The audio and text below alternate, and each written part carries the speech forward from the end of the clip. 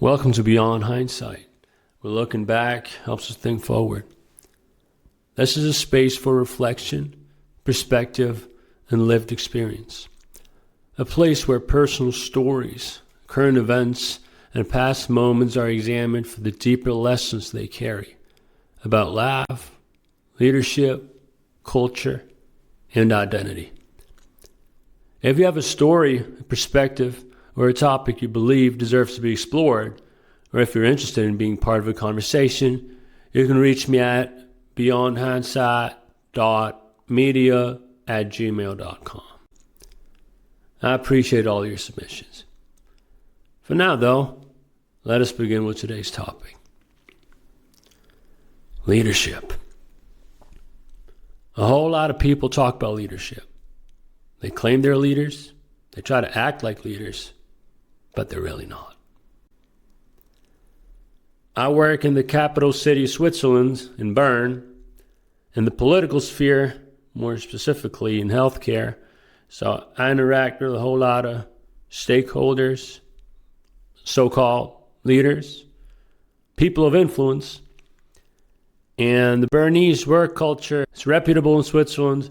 It's sought after. People are recruited out of Bern.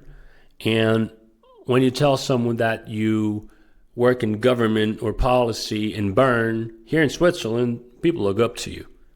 They cherish that. They really deem it as a success, as something to strive toward. So let me expand a little. In December, I went through a little bit of a slump because I've been confronted with this expectation of Bernese work environments being really high level and filled with nothing but the most skilled and influential individuals. But time and time again, in my opinion, these expectations were broken, not fulfilled. And I was left distraught because I purposefully moved to Bern to work here so that I can surround myself with individuals that benefit me long term. People that I can learn from, people that I can look up to. So it happened that last December, for a whole different reason, I traveled to Washington, D.C. I wanted to go see the B-29 Superfortress, Enola Gay, at the Stephen Hazy Udvar Museum close to Dulles. And that was literally the only purpose I had for traveling to D.C. But now I've got to broaden the perspective. It was probably the most influential vacation or work vacation, as I ended up working anyway, remotely, that I ever took in my life. And this is what I want to expand on today. Out of nowhere, during the slump I had been going through, I traveled somewhere without any expectations.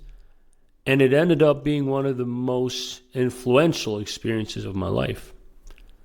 So you may ask yourself, wow, how could that happen? Well, it was chance. So, let me explain what happened. Let me tell y'all what really struck a chord with me and provided me with a new perspective for work, leadership, goals, purpose, and how you want to structure and plan your life. It sounds deep, I know, but I'll get to it later on.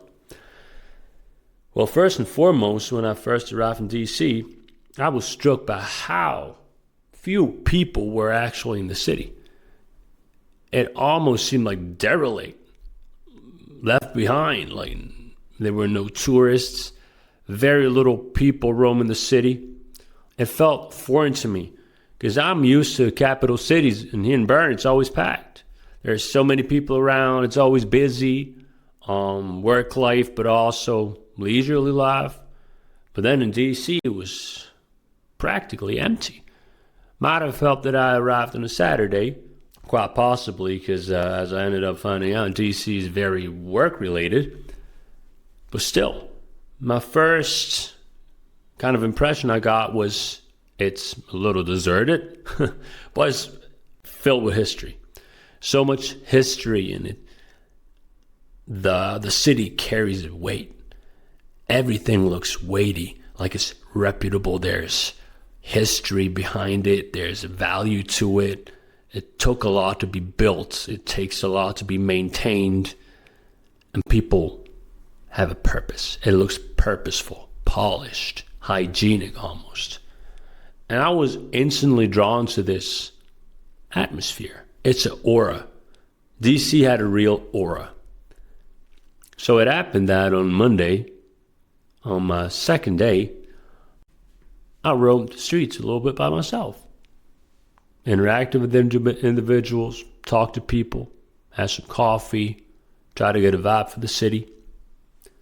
And what I ended up finding out was, good Lord, DC is so professional. People are so polite. They are focused on work and progress constantly.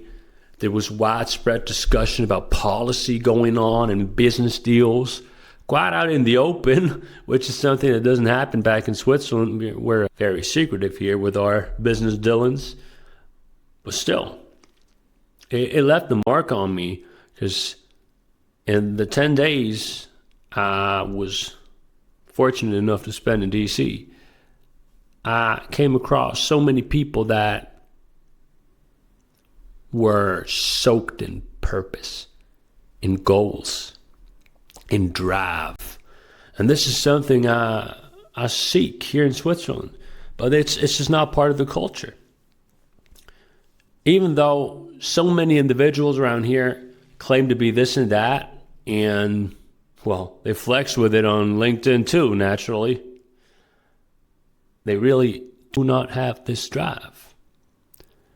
So in DC, I was surrounded by these individuals that didn't even know me. We just had a coffee together. We grabbed, even though I traveled to Philly, a couple of days later, I had Philly cheesesteak with someone in DC, and we talked business over Philly cheesesteak.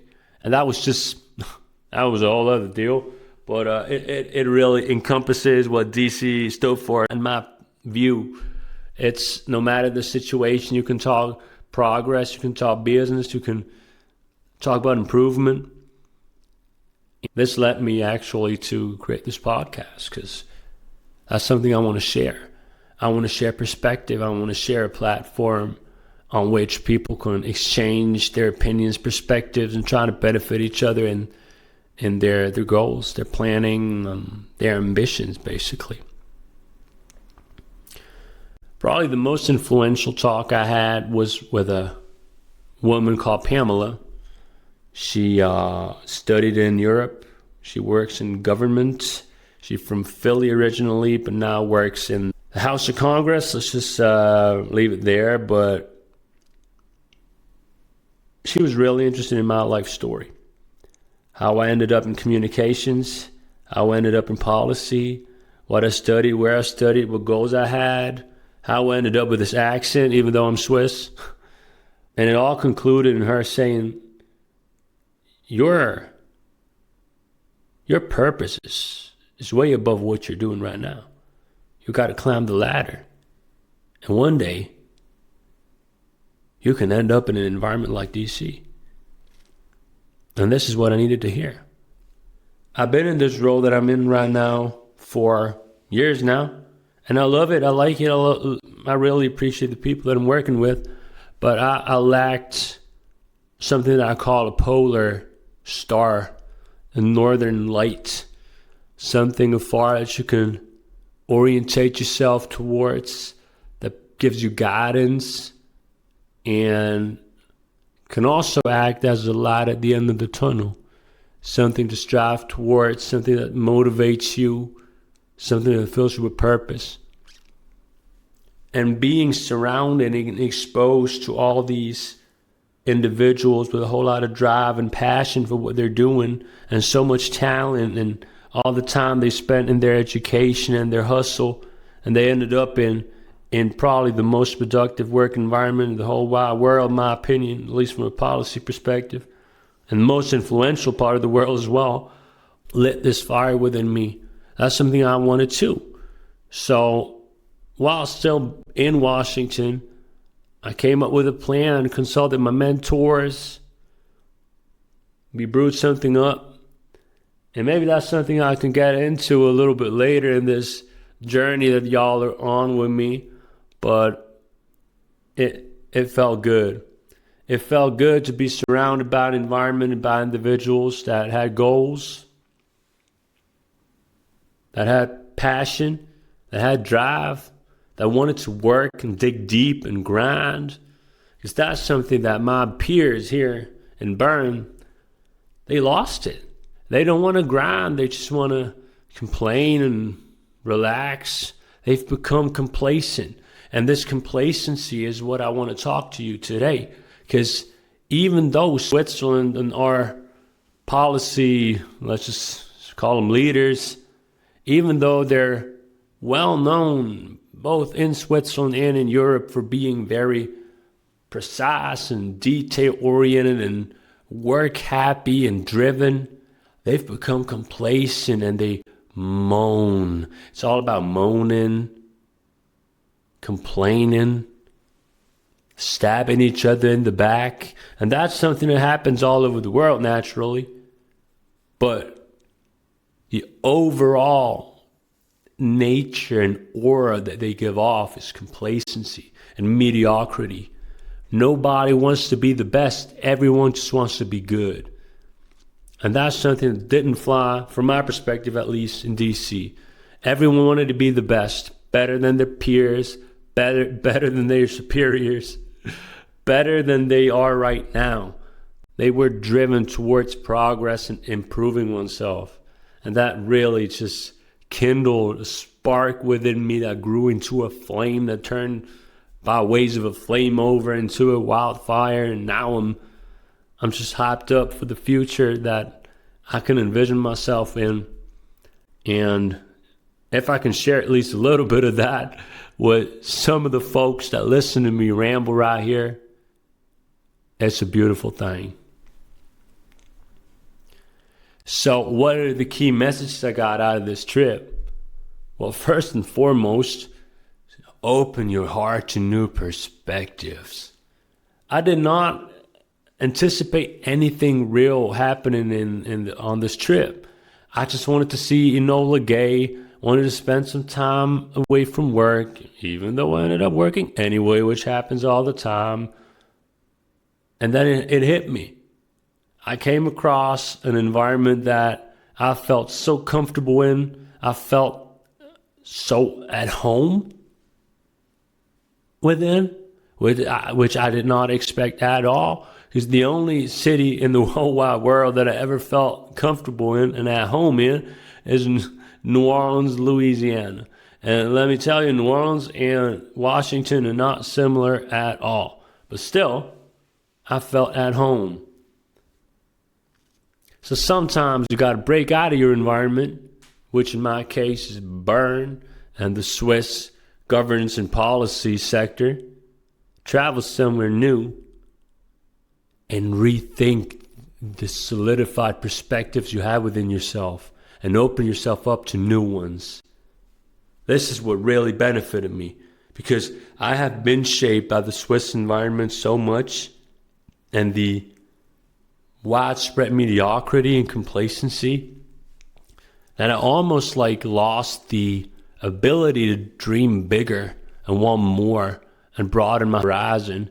So I really needed to be confronted with the enormous amount of drive and passion for work and one's self-improvement from a career perspective that Washington was able to benefit me with. Yeah. Your environment shapes you, but you can break out of that environment, get new perspectives, and light a fire within yourself that can change your life planning tremendously.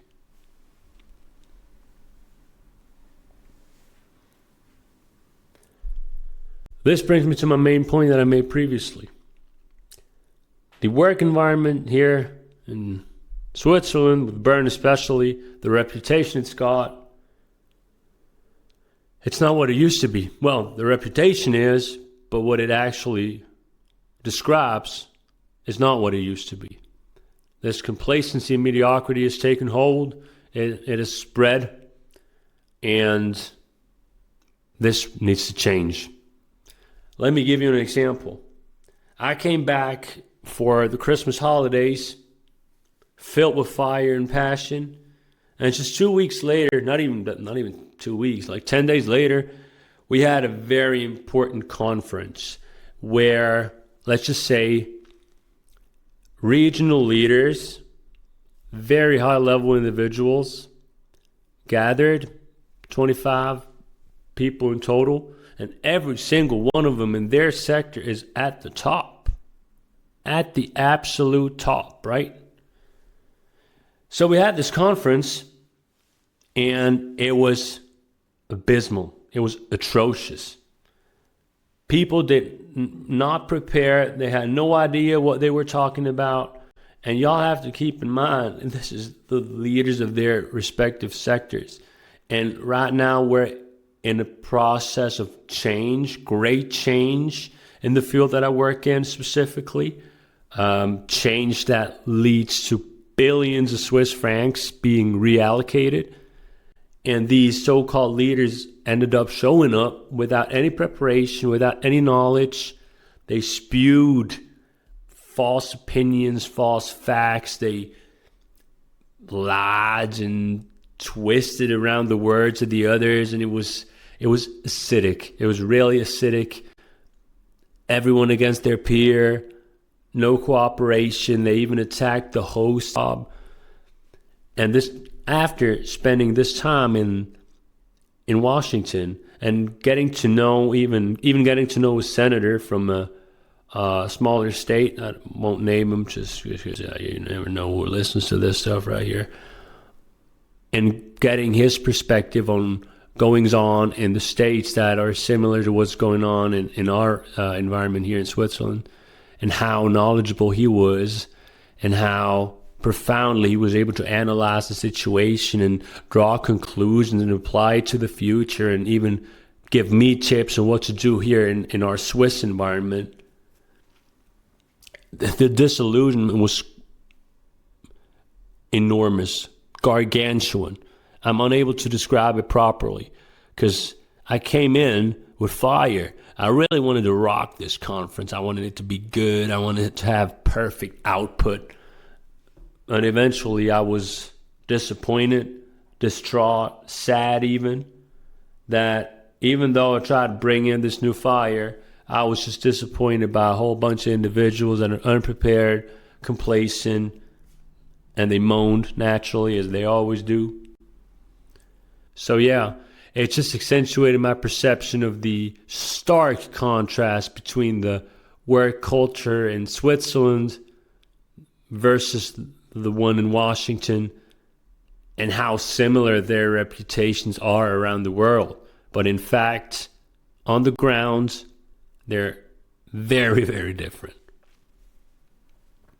So what are the conclusions or the take-home message out of all this that I've shared with you now? In my opinion, one always has to rethink their surroundings, their environment, and remain open to the unexpected. I was so stuck in the mud here in my Swiss work culture that I could not see myself breaking out of it, developing and blossoming into something bigger, something outside of Switzerland. But being confronted with the work culture in DC and the numerous individuals that I talked to, interacted with, and that I listened to, which is very important to listen to the people you meet, gave me a chance for growth and progress and a new outlook on my own situation and the situation of my work environment as a whole. So therefore, I think it's always so crucial to question the established standard. So in my opinion, it is always crucial to question the established standards in your environment, your own standards, the ones of your peers, your bosses, and listen to your gut and listen to your heart. If something feels like it could benefit you, if you feel at home, if you feel comfortable, if you feel the fire building, listen to your heart and listen to your gut. Follow that lead. reflect on it, and keep on working on yourself. Because complacency leads to mediocrity, leads to disappointment, leads to failure. Thank you for spending this time with me. If these reflections resonate with you, you're welcome to subscribe and join me for future conversations. Until next time, think carefully, look deeply, and go beyond hindsight.